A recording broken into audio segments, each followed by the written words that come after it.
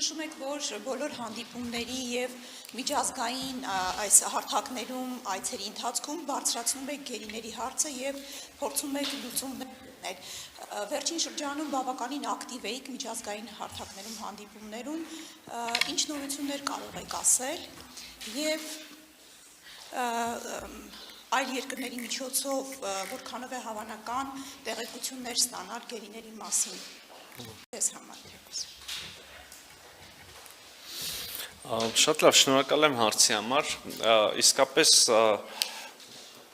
հաստատված խաղաղության պայմաններում Հայաստան-Ադրբեջան կարգավորման գործընթացի շրջանակներում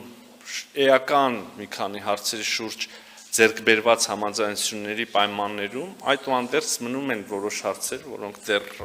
լուծման կարիք են զգում և հավելյալ ջանքերի կարիք են զգում, լուծված չեն ըստ էության այս պահի դրությամբ, և հենց դրանցից մեկը կամ առաջինը Բաքվում պահվող պատանդարված անձանց գերիների ազատ արձակման հարցն է։ Մենք ամենօրյա մեր աշխատանքն ենք իրականացնում այս ուղղությամբ, ոչ միշտ տեսանելի, ոչ միշտ արդյունավետ, հակառակ դեպքում հարցը վաղուց լուծված և դուրս եկած կլիներ օրակարգից, բայց մենք իրականացնում ենք այդ աշխատանքը։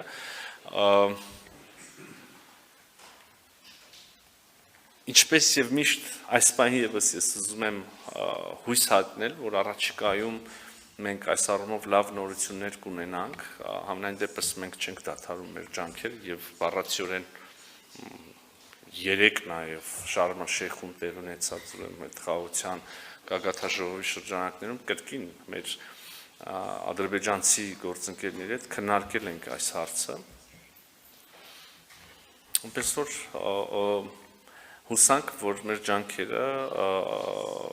դրական արդյունքով կպսակվեն առաջիկայում։ Երրորդ երկրների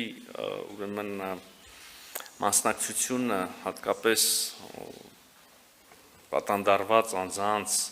վերաբերյալ տեղեկությունների փոխանցման համատեքստում իհարկե կարևոր է, հատկապես հաշվի առնելով այն հանգամանքը, որ Կարմիր խաչի միջազգային կազմակերպությունը դադարեցրեց իր գործունեությունը Ադրբեջանում, իսկ գիտեք, որ մեր աշխատանքները այդ առումով, այդ ուղղությամբ հիմնականում այս խողովակով էին արվում, և այժմ, այո, այդ հարցը ևս շատ արդիական է, և այդ բացը որևէ կերպ պետք է փորձենք լրացնել։ Իսկ առհասարակ այս թեմայի համատեքստում ուզում եմ ասել, որ մեր աշխատանքները չեն բացառում անշուշտ և հարցը մշտապես առկա է երրորդ երկրների հետ մեր շփումների ընթացքում, բայց առաջնային խողովակը դրանք Հայաստան-Ադրբեջան ուղիղ շփումներն են այնուամենայնիվ։ Կարծում եմ սա էլ կարևոր հանգամանք է։